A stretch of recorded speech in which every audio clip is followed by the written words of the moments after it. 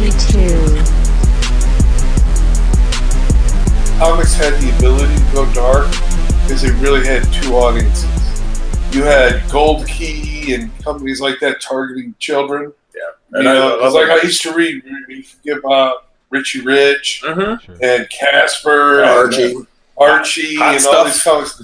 That was available for children, and they were opening up a new darker series for an older audience. Whereas back in the 50s, parents used to kind of sneak around with the comics. That's little kid stuff. And when you reached a certain age, you threw your comics away. There was a market shift there too. We're talking about when they started getting more dark. We had what wasn't there before was a direct market for comics, not just the newsstand and the spinner racks. So they could put out a book that was only available in stores where comic fans would go, and not necessarily all a bunch of children. Or they could charge it more and put it on deluxe paper. All that stuff started, once the comic shops opened, which was early 70s. Same time we're talking. In the early 80s, Marvel just went out and released Marvel graphic novel. Yes. Death of Captain Marvel and the whole series of comics geared specifically to adults. Yeah. Epic but even and what was it? Marvel Fanfare. They had a couple of those, like more adulty. Now the heavy metal. What? Who was the? Heavy metal was from France, but they just they translated it into English and put it out here, and we flipped through it because it frequently had animated boobs. That's exactly right. Top shelf comics, baby. They had some really amazing art, and I remember this thing being like, "Wow, this is like art. It's not just comic book stuff." It was really good. Yeah. But all the stories were fantasy shit that was way beyond what I was able to focus on at that age. Just boobs, that was it. Yeah, and I remember because even Tommy had those Asian comic books that you had to read backwards. Sure. Yes, and then they would show boobs, or the Asian woman having sex with the octopus. That was always weird. You see that pop up a lot. Yeah, I can say I read now. It's just the manga, the Japanese comics. I don't read new comics, and I collect mostly Bronze Age. I try to stay Bronze Age or earlier. Yeah, but I jumped on that bandwagon early when Lone Wolf and Cub got brought over here by Frank Miller in the 80s. I was on it. I think you remember I had a big collection of that. I remember you being awake today. I was blown away by the art, the stories, and still today I am. I think they're a step ahead with a lot of the comic series they make. And plus, they don't reboot their universe every 5 minutes. They just, when they're done with the story, they end the series and they start a new one. Yeah. We could do a little more of that here, actually. That would be nice. Yeah. So just like they're redoing, and we were joking about it before, but they literally are. They rebooted Mad Magazine. It's going to start with issue 1 after 550 issues, and it's like, well, what's the point? Who is this appealing to? The kids who don't care if your issue is number 1 or 550, or it's just for collectors. Make everybody buy this one issue, and then it's going to tank right back where it was, and you just destroyed the legacy of the magazine that's been going for 50 or 60 years. Yeah. The last DC comic to survive. Mad Magazine. Oh, yeah. I wonder if they're going to have a brand covers. You know what I used to like? Not Brand Eck. Oh, that was silly. Yeah. That was good. And also, What The? That was like the one What The? later. Yes, that was definitely good. It was funny. The comic wasn't that good, so it didn't last long. I can't remember the name of it. But all the property damage superheroes create. Damage Control. Damage Control. Yeah, they would come in and repair the buildings. Yeah. It's like, man. Yeah, I've got. They definitely needed Damage Control in the Man of Steel. Yeah. They wiped Smallville out. They were talking about making a Damage Control series. They have not done so yet, but it's supposed to. Well, they did. They came out with that other one, and I gave was DC, I gave though. it 2. You're talking about that. Yeah. Powerless. They dropped the ball on that with like the second or third episode, because the initial episode, the guy they were working for, who was Bruce Wayne's whatever the fuck he was, they were not supposed to just be doing Damage Control. They were secretly making stuff for Batman. And on the first episode, the thing they made, Batman used to solve some crime, and then they heard about it, and they're like, "Wow, how'd Batman get that?" Or whatever, And then by the second episode, that whole thing was dropped. That maybe they got told they can't refer to Batman. Mm. That makes no sense because it's still Well, why does that's how they DC did keep? it. But Who's got the rights to Batman? Yeah, Warner Brothers. Warner Brothers. It doesn't matter. Stop it. Well, Stop. I mean, they're not like George Speaking Lucas of- and just giving it out to the world. I got two things that I want to say. First of all, when it talks about connecting universes, before I hear you groan, the last episode of Black Lightning, they actually made a connection of the Black Lightning universe with the rest of the DC. But they've done that the TV universe, or at least 2 other times where they could still be referring to comic characters in their world. But yeah, on Black Lightning. No, they know because they were actually talking about, because on the one episode, I want to say too many spoilers, but some of the characters they were asking about, like one character was asking another one, "Hey, are you do you have abilities? Like, are you about to tell me right now you're Vixen?" And in the Arrowverse, Vixen is a superhero in Detroit. And she's actually been on the show and stuff like that. They refer to Vixen a lot on DC's Legends of Tomorrow because they're using her grandmother, because they had to do a thing with Vixen. I don't know. So instead of bringing Vixen back, I think what happened is the actress had scheduling conflicts with something else. So instead of recasting her, they just said, they're just going to make the DC Legends go back in time, grab her grandmother, and then now she's on the show. But they keep referring to her, so they're keeping Vixen alive. Keeping Vixen alive. Well, they brought in another. Because the real Vixen, I think she's actually either married to or dating Chris Rock, the actress who plays Vixen on the show. Gotcha. Well, if you haven't watched Krypton, they brought in another time traveler. I'm not watching Strange. Adam Strange, and we'll see what happens. Let's see what happens with Adam Strange. Well, let's see if the WB sucks that show over. And they also, Sci-fi.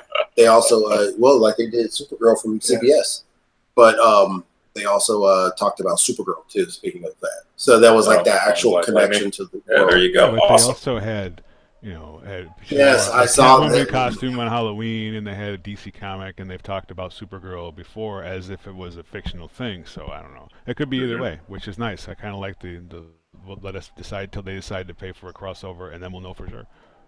They won't know for sure.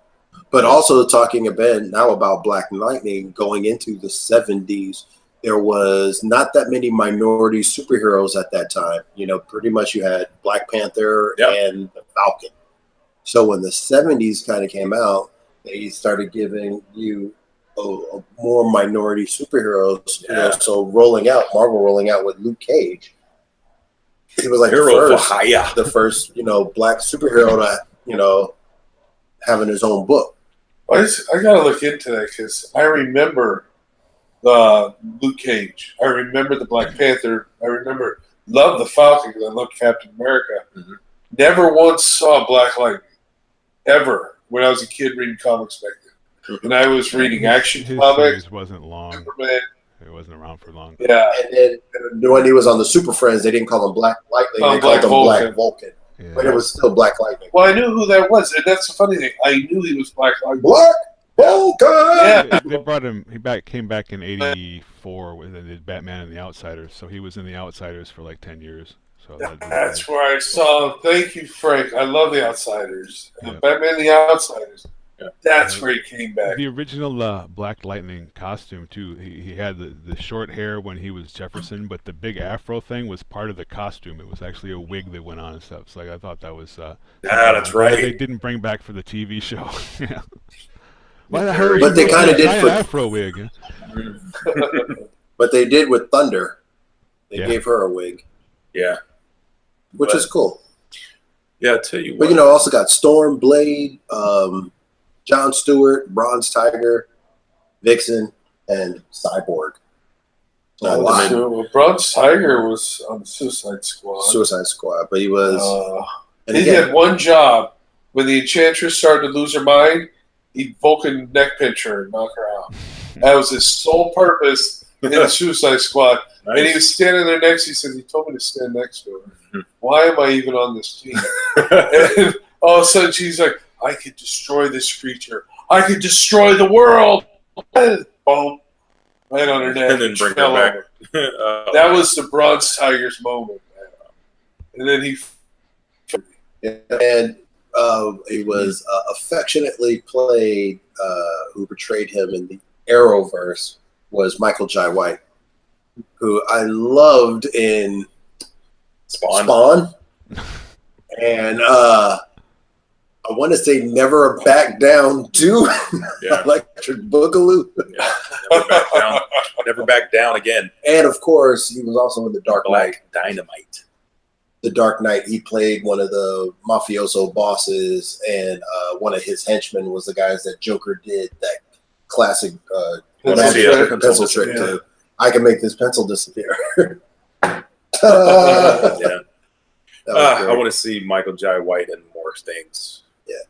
Maybe you can play Spawn again in the reboot. Nah. All right. You're just putting the kibosh on that one? Well, they're gonna, they're just gonna animate Spawn. So glad you mentioned that. Maybe you can play. I was guaranteed to be up till 3 a.m. trying to figure out where I saw Black Lightning in the 80s. Oh, there you go. Thank you, Frank. No That's what he's here for, man. You had talked about Neil Adams earlier. I just recently found out that Art Adams was from Vacaville. Really? Yeah. Wow. I did not know that. I didn't know that. I did not know that.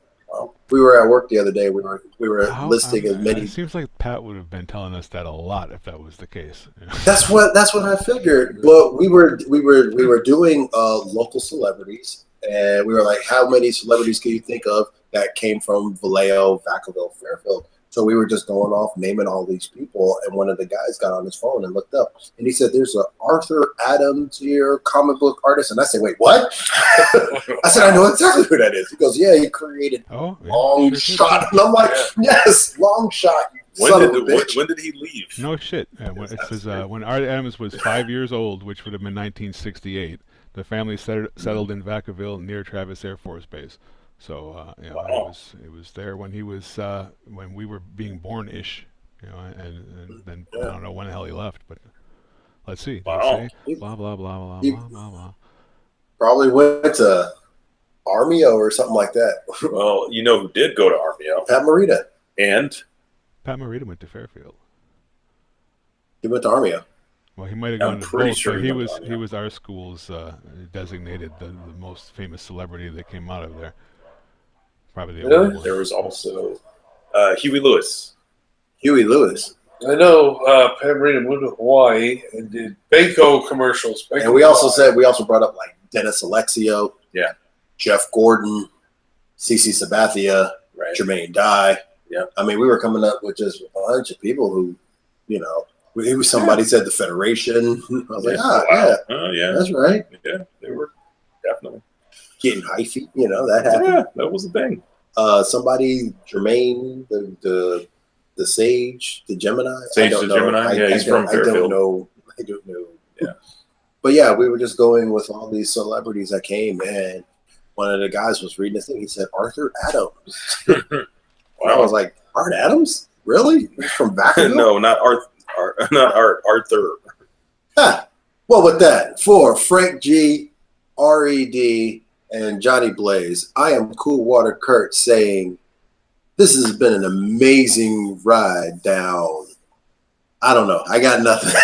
Mammary Lane. Mammary Lane. I don't like that. I was going to have something else. I was not prepared.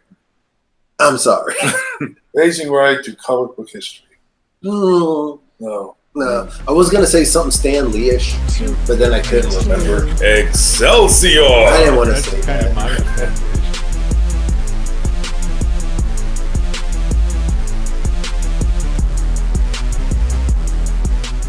Adonis, pull yourself together.